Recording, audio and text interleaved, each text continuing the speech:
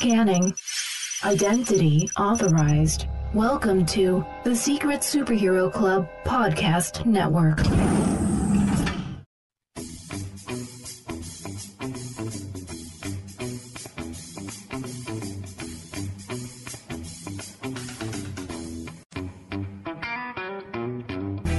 Welcome to the Animation Station Podcast, your home for discussions and debates about all things animation.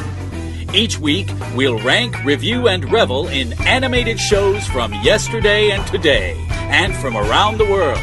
So grab your Acme slingshot, set your mobile suit to autopilot, and put on your mouse ears. The Animation Station Podcast begins now.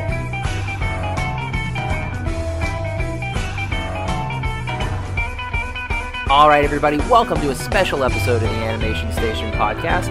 My name is Josh, and joining me, I have the extremely talented Jules de Jongh. How are you doing, Jules? I'm doing very well now that we're speaking at last. Yay!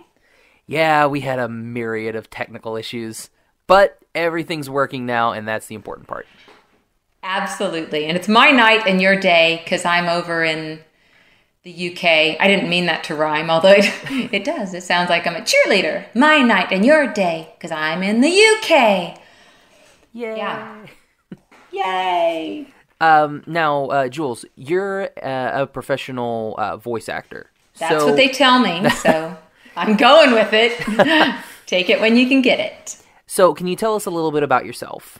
Okay. I'm from California, the Central Valley, a little place called Visalia. And then I went down to LA to go to Cal Arts and study drama. I later, many years later, met an Englishman and followed him back to England and married him, and then set up a career here in the United Kingdom. So I work mostly in London on cartoons and computer games for the rest of the world. And that's kind of it. I have more. I have 2 children, 2 boys. They'd be very upset if I hadn't mentioned them. I have 2 lovely boys. One who made this recording possible by pushing a button. Oh, well. Knowing what button to push is key. Exactly. Yeah. So now, how did you get into voice acting? Well, I went to Cal Arts, which was actually founded by Walt Disney. And I thought, wow, okay, we're going to be able to do voices. And I had this illusion that we were going to do voices. No, they did not see that as a suitable career, I guess. I don't know. And they put nothing into voicing. It was all in vision acting. And I actually was invited to go and test for a cartoon, and I did, and I loved it. Okay. And then shortly after, I moved here. So I got the appetite and then didn't get to act on it really until I came to the UK. And I was in a play with a lovely lady, another voice actress, Celia Drummond, and she said, you should really be doing voice work. Actually, she didn't say it like that because she's British. You really should be doing voice work.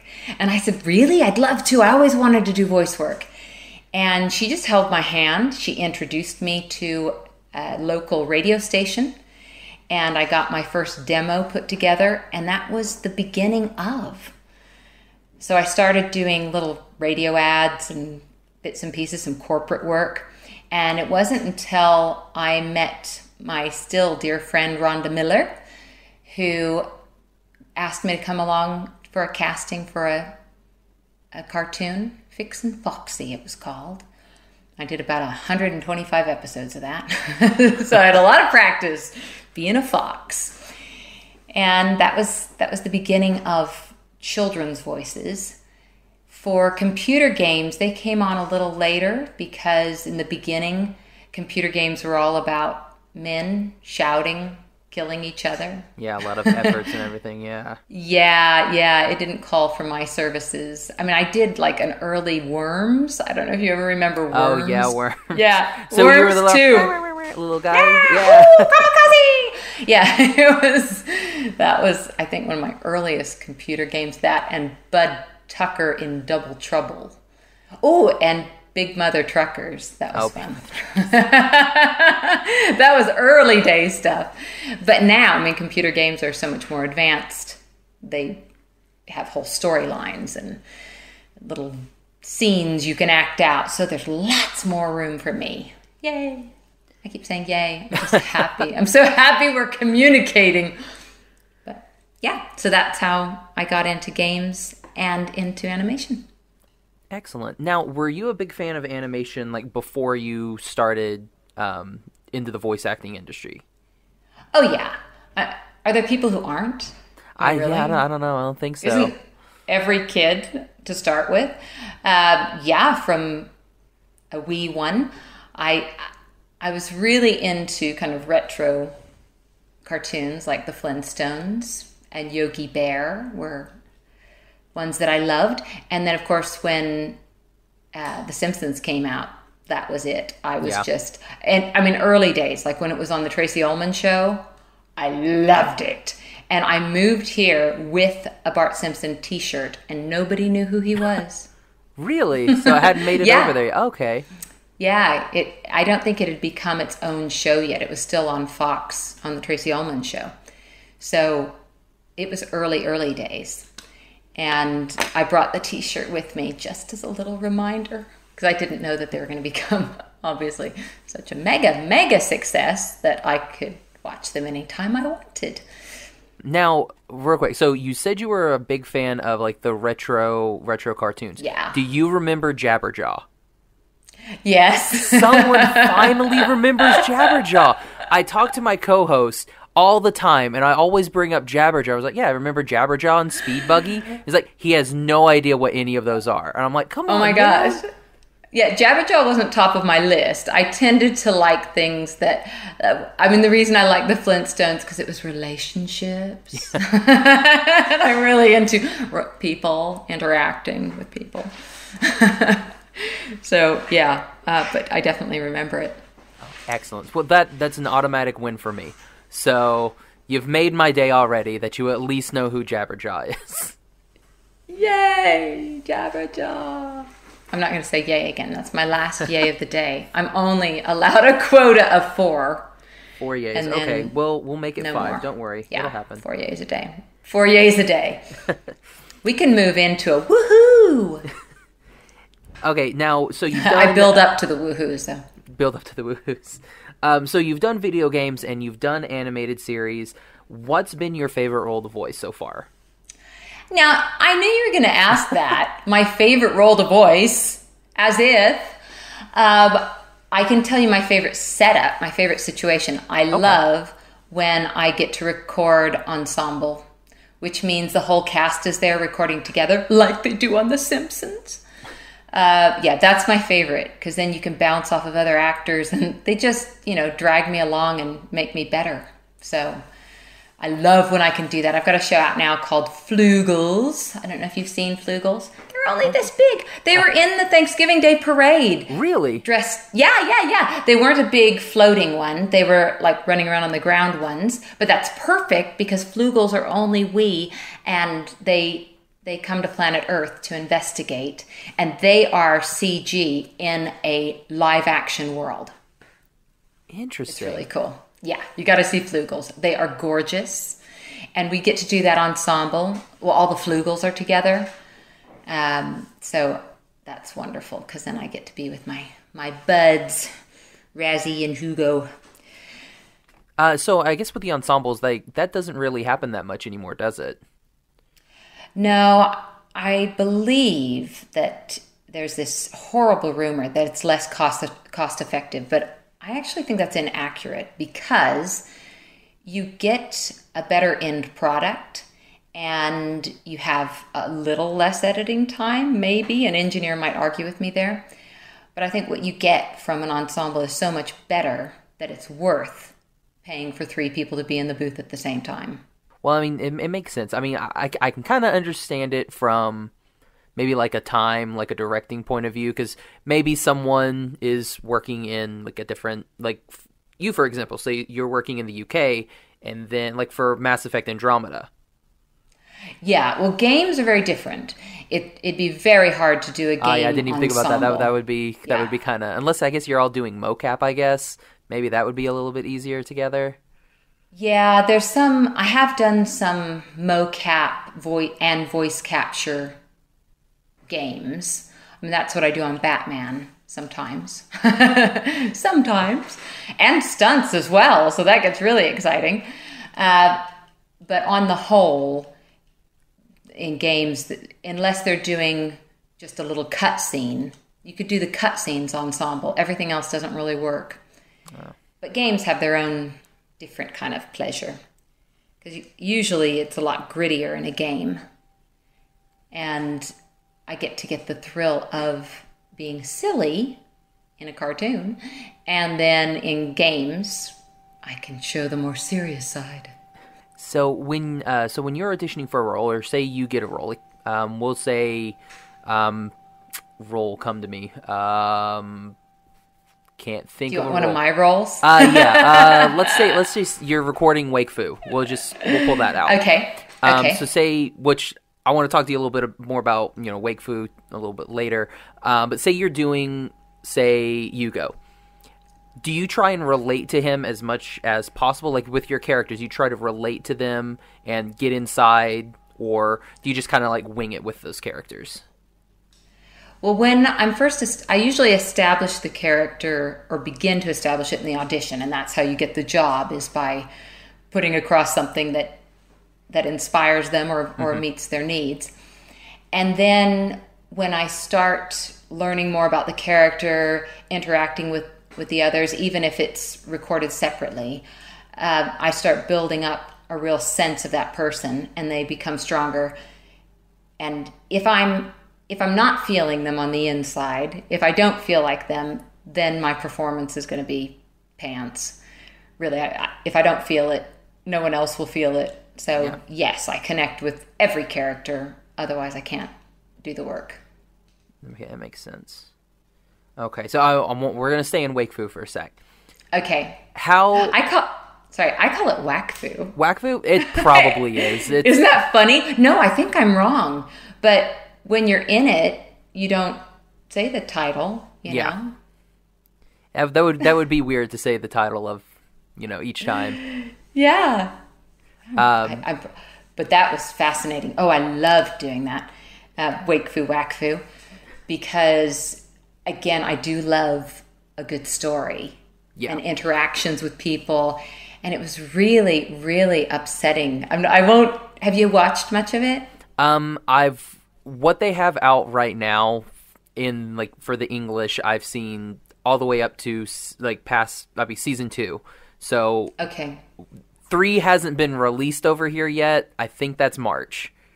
Okay, I won't give anything away because Tumblr's given it away for me, unfortunately. Oh no! Yeah, I've seen some stuff, so I kind of know what's coming up, and the heartbreak, I'm already feeling it. I cried, and I'm not joking. I cried. Real tears. And because I play Evangeline as well. Mm-hmm, yeah. So, yeah. So I'm not going to spoil it for anyone else. So what's that like? I assume you watch the show afterwards. Yeah, they don't make it easy for me. I have to access it just like anybody else, and that's with most jobs. Usually, I just have to track it down, but it's on Netflix here, so I get to watch it here. So, is it interesting when you're watching it, and say you have Yugo and Evangeline in a scene together, and you're basically just talking to yourself? Well, a lot of times I'll record it consecutively. So really? I'm talking to myself anyway. But I do that as a person. So what does it really matter if I'm doing it, professionally or personally? That's interesting. Because I mean, just going off of it, when I had first started reaching out to you guys, I was like, oh, that's the question I'm going to ask. Because I was still in the process of watching Wakfu. And I was like, I'm going to ask her about what it's like voicing 2 characters at once, pretty much. Yeah, I mean, sometimes we record them separately.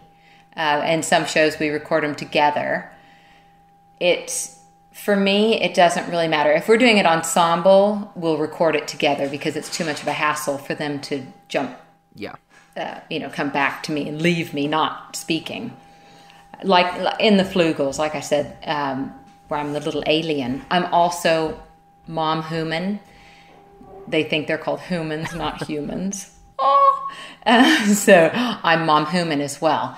And we just have to do it as we go. If we don't do it as we go, then we'd have to stop play at the end and go back, and I'd have to give myself a guide track. It'd be crazy stuff. So it just kind of comes with the territory. If you're going to be a multi-voice, you have to learn to jump from one to the other. But sometimes I'll use physical clues for some characters. If I'm just different characters will have different poses and kind of a stance they'll take, so I can use that physicality to make me feel very different.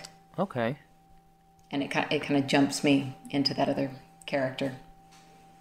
Even though, I mean, my body works quite funny when you're voicing, because of course you can't make noise, extraneous noise, so I have to keep my feet firmly on the ground and then take these poses and stances, and it's interesting. You just kind of learn to do it. I have imaginary keyboards, talk on the phone, walkie-talkies, all making sure my mic proximity is right. You can't like get something between you and the mic, otherwise I sound like this. So do the directors give you a lot of a lot of room for creativity to do things like that? Yeah, it depends on the show. I mean, movement-wise, so long as I don't make any noises that they don't want. So maybe not going wearing sequins or anything like that, and so just moving all around? Yeah. No tassels? All my clothes are silent. See, listen carefully. I make no noise with my clothes. My neck, my back, my chair, they're all making noise, but my clothes are silent. That's just what you do as you go in with quiet clothes. No jewelry that makes clink, clink, clink, clink, clink, clink. No jewelry. That makes sense. Now, do you have any favorite directors or studios that you enjoy working with? Yeah, but I couldn't tell you. Everybody. Okay, what type of atmosphere do you like working in? Is it mainly like the all get-togethers? Yeah, it's definitely the ensemble. Ensemble. I don't know why I said all get-together. I like all get-togethers. Maybe I'll use that and see if people know what I'm talking about. Recent shows that I've recorded with big casts and directors that I enjoy working with. Disney's coming out with a new show any minute now it was called Furry Wheels. Now it's Freaky Wheels. And that was a load of fun because we were mini ensembles. So we'd be with your counterparts, whoever you would speak to the most. And then there's some characters that don't interact with mine very often, so they would do theirs separately. But we did have little kind of mini ensembles. Ensembles. Now you're getting me. Now I can't even say it right. Ensembles. That is the French. No. So Matt, who was directing that one, was excellent, and I loved working with him because he would be very specific and just keep going till he got it right, until he thought it was perfect. So I like that perfectionism. Mm-hmm. I also like working on shows where, like My Night and Me. Now, My Night and Me, people should be watching that show. It is so funny. What's that on? It's on Boomerang. Oh, okay. And there were a few reviews online, and they were like, one person has reviewed it, and it got, only 3 stars. So it looks like it's not very well received. It is hysterical. And what I love about working with that team is they just say, make it funny. Just keep going.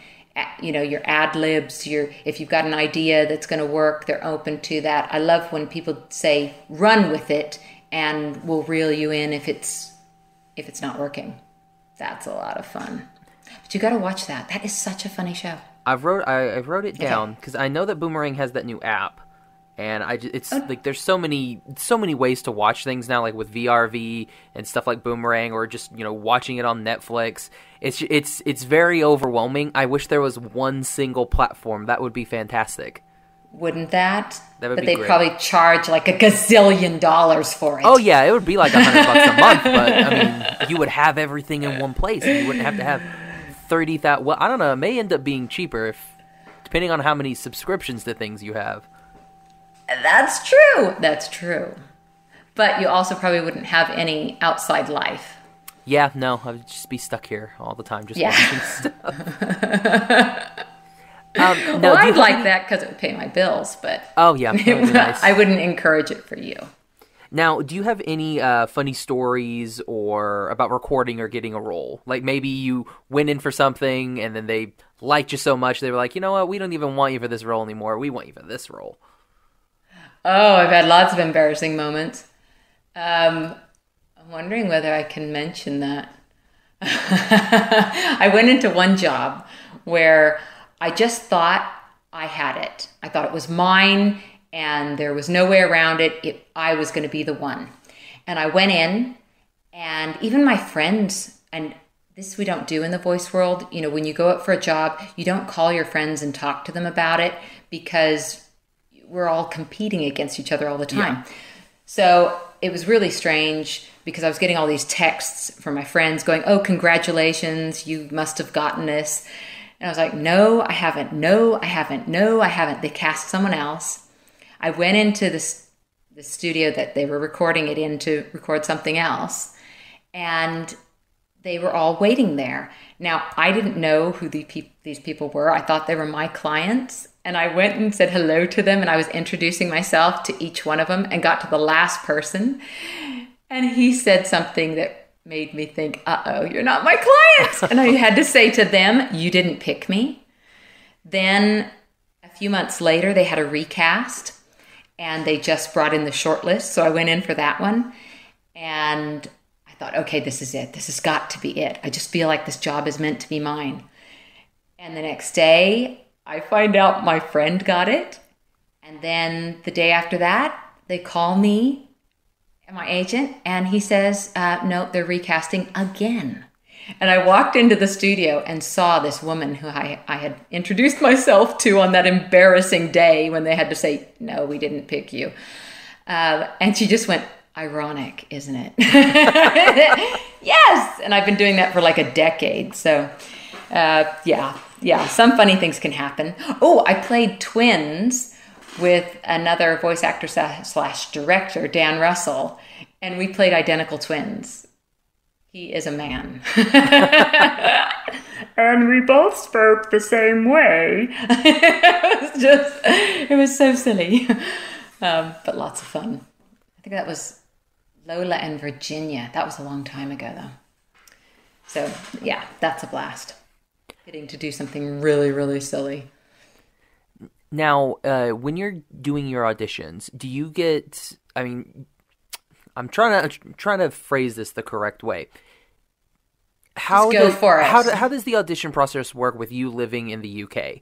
Do you fly over a lot back to the States to do anything? Do you send everything in through a studio in the UK? How does that work? The jobs I do are jobs that are recording in the UK. Okay. So they are recording in the UK for a worldwide audience. And because there's so many co-productions with France in particular and Spain, the UK is kind of an English-speaking halfway point. It's not really halfway. I'm better at geography than that. But if the backer's coming from Canada or the US and you've got the artists and the production team in France or Spain, they can meet in the UK, and it's easier for both of them. It just means that they can meet in that one place, and they can hire actors from there to make it global. So there's a lot of projects that are recorded here, especially the older animation projects. When they're preschool, I say that, we still do preschool for the rest of the world. They'll do an American accent first For the older ones and for preschool, the American accent will pretty much only go to America and other English-speaking nations other than the United Kingdom. The United Kingdom usually has British accents for their really young shows. And some of those I work on in a British accent, and some of those they'll revoice into American, and I'll work on them that way. But they do it here. So I don't have to get on any planes, only trains and automobiles. Well, I'm sure John Candy loves that. Yes. So, okay, yeah, that's what I was wondering. I was wondering, like, how would you do something like, say, like for Mass Effect? So, like, did you have to come over here? But yeah, it sounds like you just got to do everything there, which would be fantastic. Yeah, with games, because they can rarely do ensemble, it doesn't really matter. Okay. I record here, and they have incredible systems where they get up at like 4 a.m, poor souls, to direct me so that we have enough time in the day. And they record it here and listen live down the line. And I believe they're sending it almost immediately. Some of those systems, they've got collaborative systems where they can just send it at once. Okay. So it's like I'm in their studios. But no, Mass Effect I did here in the UK. Everything I do in the UK. So, okay, I see. You see, that's interesting because I didn't know that Mirror's Edge was like a UK title, or a title that I thought it was Canadian. DICE is from Sweden. Sweden. Okay, that makes sense. Yeah. So they. I don't know why I was thinking Montreal. I have no idea. Well, they might have had. I don't know. Did they have some kind of? I may be getting DICE and Ubisoft mixed up. That's probably it. I may be thinking Ubisoft Montreal. Yeah, well, Mass Effect, they're Canadian. Yeah. Yeah. So they just did it down the line on the phone, whereas DICE would fly over.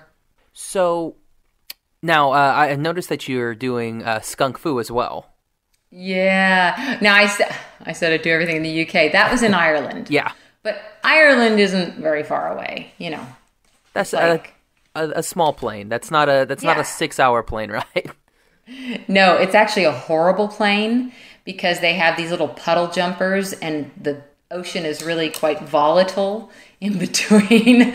So we always get this horrible weather and attempted landings that would be abandoned at the last minute, screaming actors. You don't want a bunch of screaming actors on a plane that looks like it might be going down. It's not a good combination. That'd be interesting, though. A bunch of screaming actors. You'd be like, oh, I know what that role's from. Yeah. Well, my dad flies just privately. So I've had plenty of near-death experiences, and it just didn't scare me going in a little plane. And actually, I don't get scared very easily. My children try to jump scare me all the time because they think it's funny that I don't startle. It's actually quite stressful, constantly having people jump out at you and try to scare you. But I don't scare very easily. So that's not a challenge. Let's just put this out there. Anybody wanting to scare me, it's not a challenge. But I was in this plane. We're heading over to record Free Phonics, I think it was, ages ago. And there were a couple actors in there. And they were crying and screaming as we were abandoning the landing. And I turned around and I noticed they were crying and screaming, making everyone cry. The rest of the people were silent because they were probably accountants, but they were all crying. I thought, I've never been on a plane full of crying people, and I just went back to sleep. Yeah. Well, at least if you're going to go, Yeah, exactly. Like, whatever. My screaming was not going to improve anything. Oh, man. Now, Jules, do you have any upcoming projects or anything that you'd like to share? Yeah, well, I've got that Freaky Wheels is coming out. Yay! Oh, there's a fifth yay! Yoo-hoo! I knew it was coming. You're going to lead me to that. I just did a new show. I don't think it's sold yet. Lily Buds. That is so adorable. Oh, my goodness. I'm a cowgirl in a wild land full of flowers. Now, hold on. You're a cowgirl, so are you, it's like a cowboy, or are you literally a girl cow? That's a very good question. Yeah. I don't think I've ever played, I must have played a cow. I'm sure ex-boyfriends would hope that I've been a cow. Aww. But Don't say that. Yeah, I must have been a cow one time or another.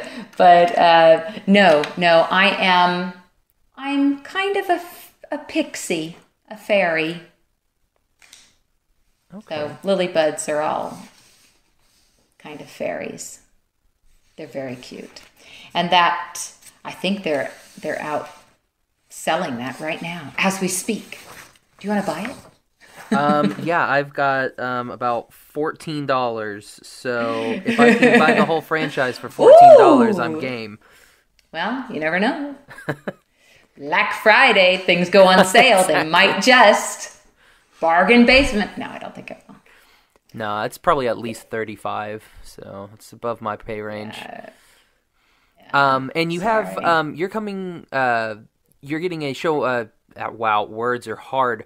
One of your characters is going to be on the big screen with in the Thomas and Friends, right? Oh yeah, yeah. I mean, Thomas, those guys are so good at putting stuff up on Wikipedia. They dominate my Wikipedia page. I don't know who is the person who uploads, but bravo you. Well done. They're always putting stuff up. And we frequently get little movies that come out. Hero of the Rails, I think, was our first one. And our latest one is... Google me quickly and tell me. I'm doing it. Vamp. Yeah, I'll cover while you find my Googling. Yeah, I can't remember the name of it, but yes. Big World, Big Adventures. Yes, thank you. Big World, Big Adventures. And in that, I, of course, am Emily, who's a very useful engine. And she is very useful. A little bit bossy sometimes, but when you're as clever as Emily, that just kind of happens. Excellent. Now, any video game stuff that you're allowed to talk about maybe coming down the pipeline?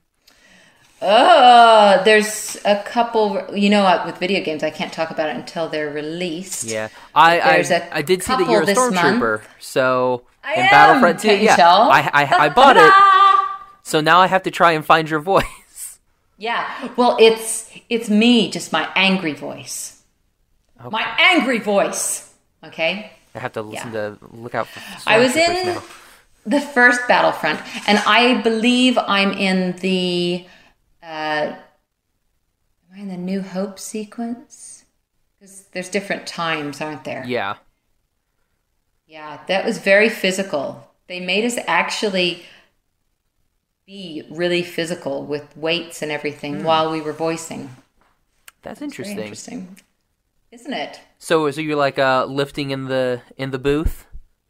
Yeah, and it was on a hot day. There was no air conditioning. We only get like 2 hot days a year in London. And it was one of those, I was almost sweating. I don't actually sweat because I have no blood pressure. I'm just cold all the time. And I was on the brink of sweating. I think I even had a little dewy face. It was hard work. But I'm a major Star Wars fan, so I'm so glad. Hey, you have to be in Star Wars, so that's the main thing. Yeah, round 2, because I was in the last. Oh, you're in the first Battlefront too? Yeah. Okay, interesting. Yeah.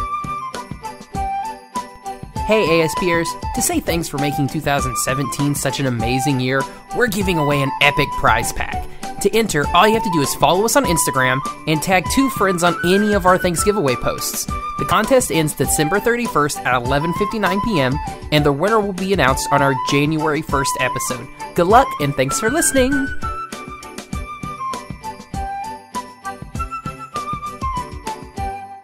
Okay, so we got all of the fun...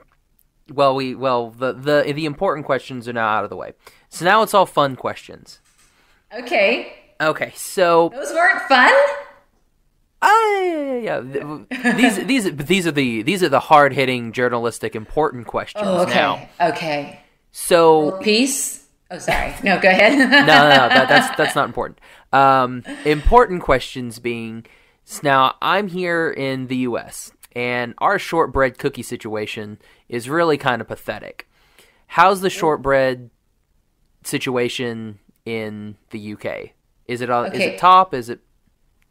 I'm missing this. Is there like a shortbread epidemic? Is there a shortage of shortbread? A shortbread shortage? Someone go long on shortbread and butter just didn't come in.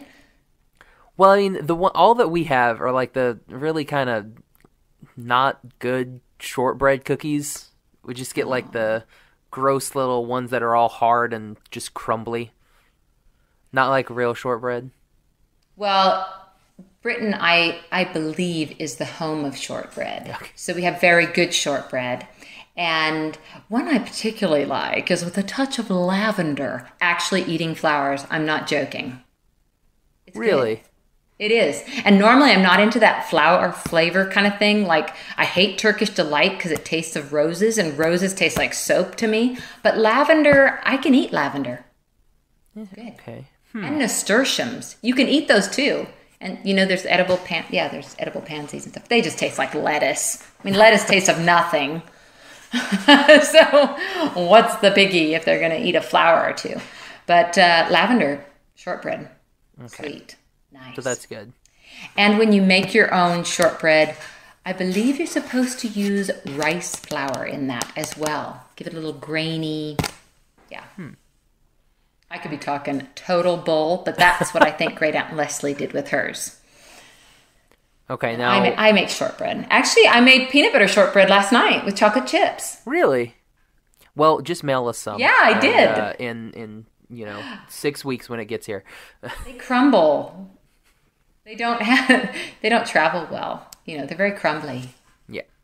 In the nicest possible way. Okay, now another important question.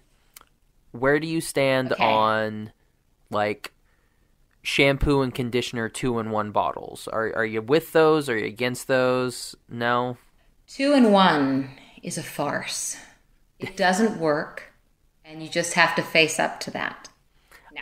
I completely agree. Yeah, I can't do the 2-in-1s.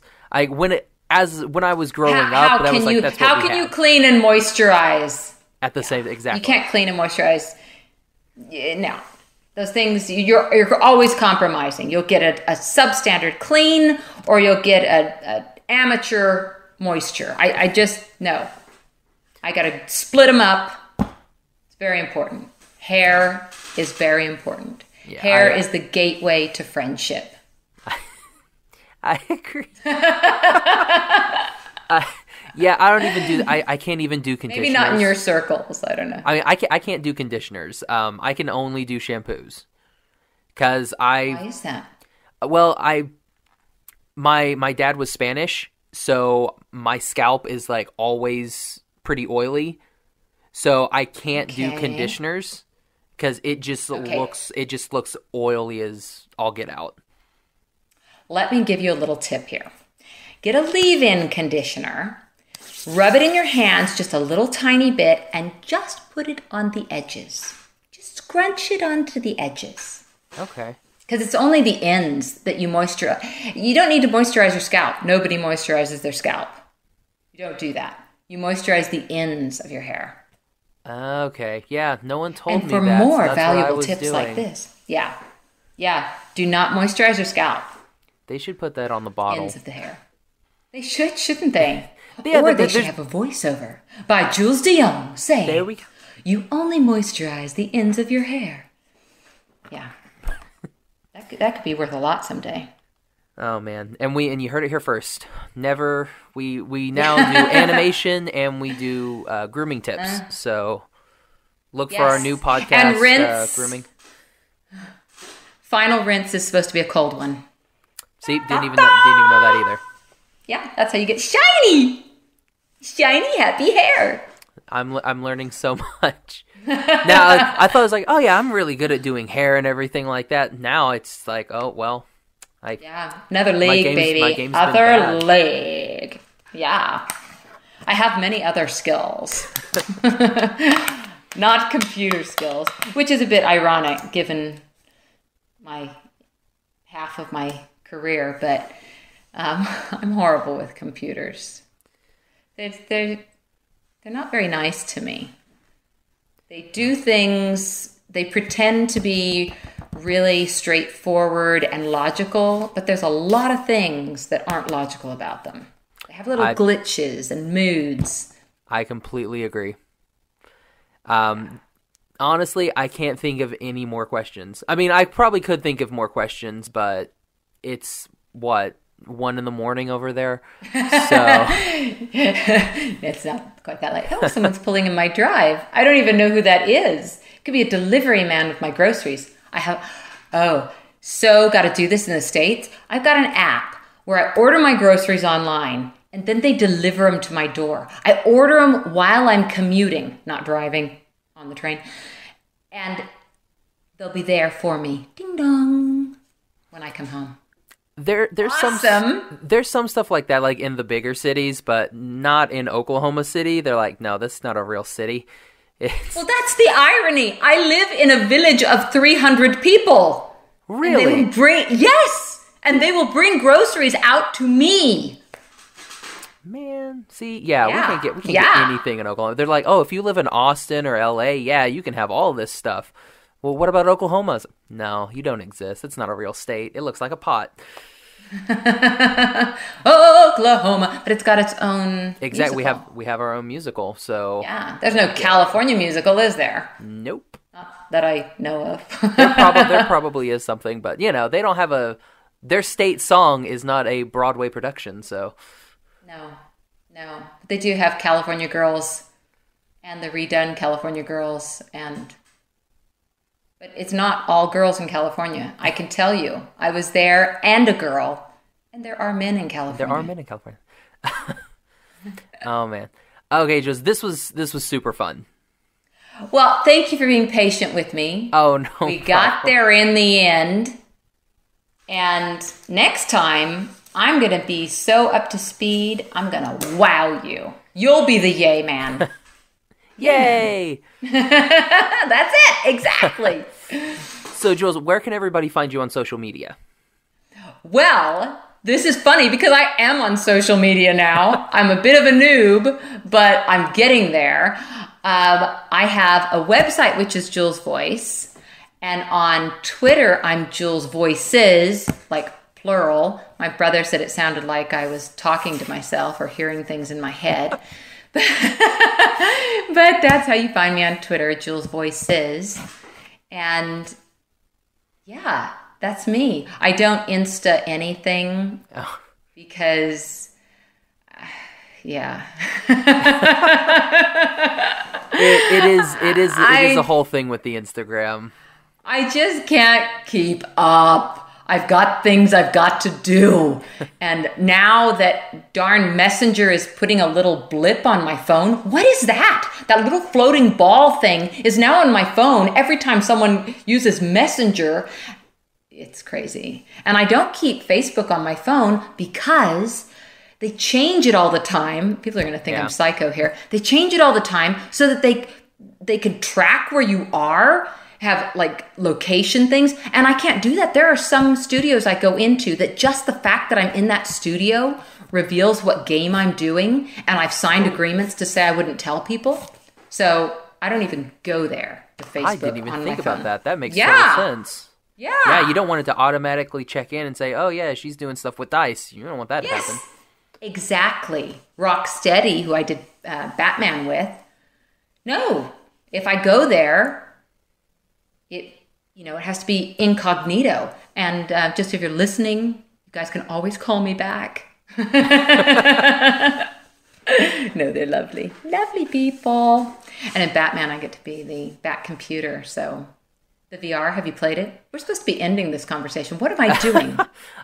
No, I haven't played it. I don't have any VR anything. I mean, I have like no room to play anything VR.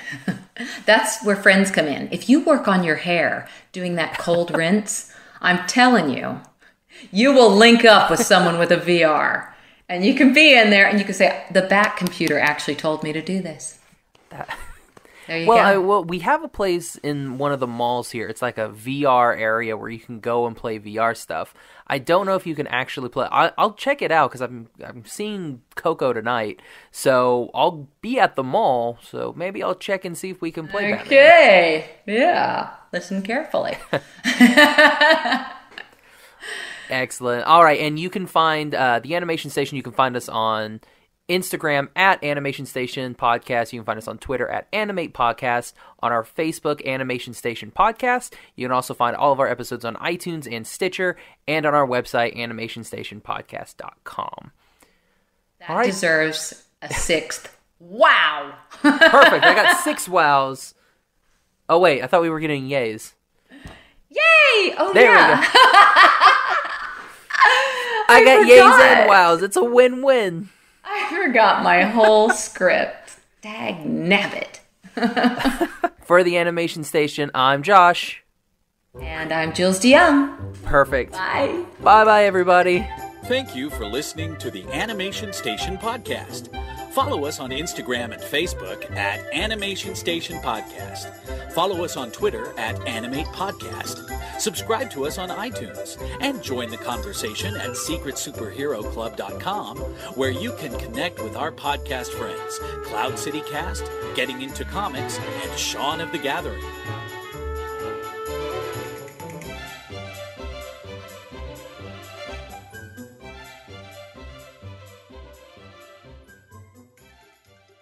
Perfect. All right, there we go. Yay! We're here. Do you know they never let me clap professionally? Really? Really. Why? Engineers hate when you think clap it's just into a too loud microphone. in there? I think it does bad things to their system. They never let me clap. Ever. And I'm very good at clapping. I think most people are pretty good at clapping. Hey! I mean, I'm sure yours is the best clapping ever. But I'm not a professional clapper because no one will pay me to clap. I am a professional belcher because they do pay me to belch. Well, there you go. Yeah. You can. I do know something about the industry. You can either be a professional clapper or a professional belcher. So yeah. I mean, they I don't chose wanna... the other path. You know, the higher ground. Exactly. Yeah. I mean, clapping. That's for schmucks. Belching's so belching. higher up the body. Exactly.